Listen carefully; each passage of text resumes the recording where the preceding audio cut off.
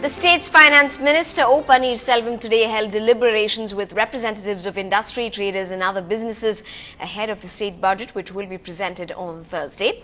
The commercial taxes minister S.S. Agri Krishnamurthy was also part of the discussions, which was attended by over 400 representatives from commercial enterprises ranging from the hotel sectors to even grocery. Now, the representatives have given many representations to the state, including demand for reduction of VAT. Chief Minister Jayalalitha today ordered that rupees 8 be given for each kilogram of tea leaves. The state government cooperatives have been in fact buying tea leaves at 6 rupees per kilogram so far. But as private firms started buying tea leaves at 8 rupees, Chief Minister Jayalalitha today ordered that the state cooperatives match their price offered by private firms and also detailed steps taken by her to popularize OTT through the public distribution system. Chief Minister has also said that 22,000 tea farmers who are part of the 15 cooperatives within the Nilgiris district will get the price of 8 rupees per kilogram with retrospective effect from the month of May, and this will cost the exchequer an additional 11.2 crore rupees. Moving on, Jayalalitha has also intensified her opposition to the communal violence bill, which is set to be tabled in the current session of the parliament that's going on. She has written to non-Congress chief ministers, non-DMK and non-Congress MPs, asking them to oppose the bill at the introduction stage itself. She has opposed the bill, saying that powers of the states were undermined because of some provisions in the proposed legislation. She has said that the bill will keep the states at the mercy of the centre, and in fact will also keep them under constant threat of dismissal. Moving on to some disturbing news from the districts. When street cleaners in Villipuram area started their morning duties out on the roads, a tiny newborn baby boy alongside a manhole came as a shocker. The child was found dead and is believed to have been strangulated. Police are checking with the nearby hospitals for a list of mothers who've delivered in the last couple of days, and a similar case in fact was even reported from Tindivanam area a few months back when an abandoned newborn was found in a bag at the railway station. In some national news, the stage is set for an opposition government showdown in the monsoon session, which began today.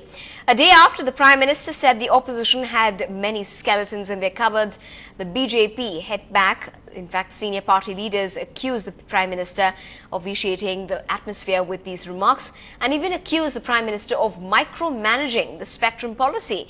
The BJP had earlier demanded in the Rajya Sabha to suspend the question hour and hold a discussion and voting on corruption. The Rajya Sabha was adjourned following a ruckus. While the UPA has agreed to the debate and voting, they have said no one can be named in the resolution on corruption. The Prime Minister, speaking to reporters ahead of the Parliament session, also said that he hoped that it would be a productive one and that they were willing to discuss all issues in the House. Prime Minister has vitiated the atmosphere by an unnecessary comment. तो इस बार हम adjournment motion नहीं बल्कि 184 में जिसमें vote होता है, हम महंगाई और भ्रष्टाचार की चर्चा 184 में करेंगे और बाकी चर्चाएं 193 में करेंगे और इसका इक्विवेलेंट राज्यसभा में 167 में हम महंगाई और भ्रष्टाचार की चर्चा करेंगे और बाकी चर्चाएं 176 में करेंगे. Prime Minister is faced with several questions because of recent disclosures also relating to the allotment of 2G spectrum. No answers have been given by him. No answers can be given by him. And therefore he has decided to sidetrack the entire issue and instead attack the opposition.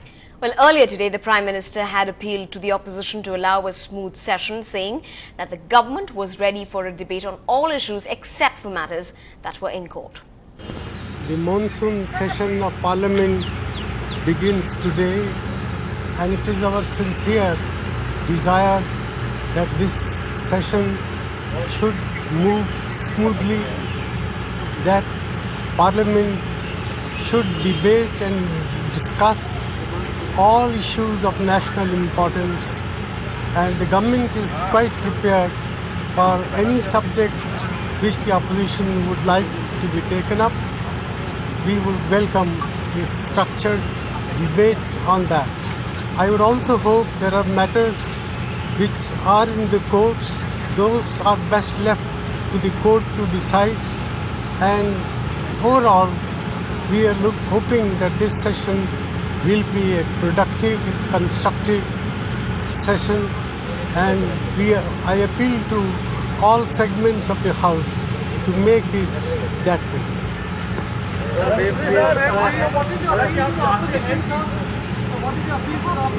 Well, my appeal to the opposition is, let us unite on this occasion to tackle jointly, collectively, the major problems that our nation is faced with.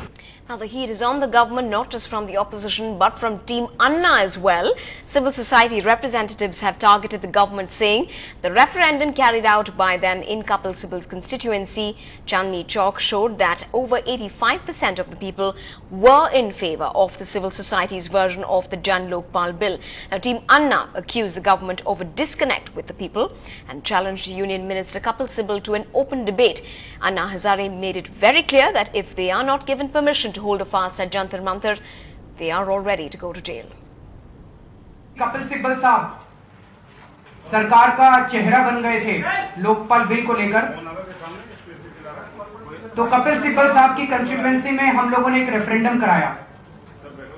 इस referendum में 4 lakh forms बांटे गए, उनमें उनका collection अभी जारी है, तो you can call today's results as some kind of interim results.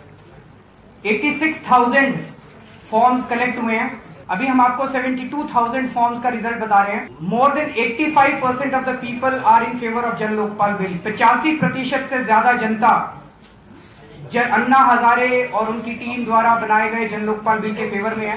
Well, Mr. Sibal has reacted to the claims by the Team Anna. Here's what he had to say today. मुझे तो आश्चर्य ये हो रहा है कि 100% क्यों नहीं है। They are being very modest. I think they are doing a lot of injustice to themselves. They should have been 100%.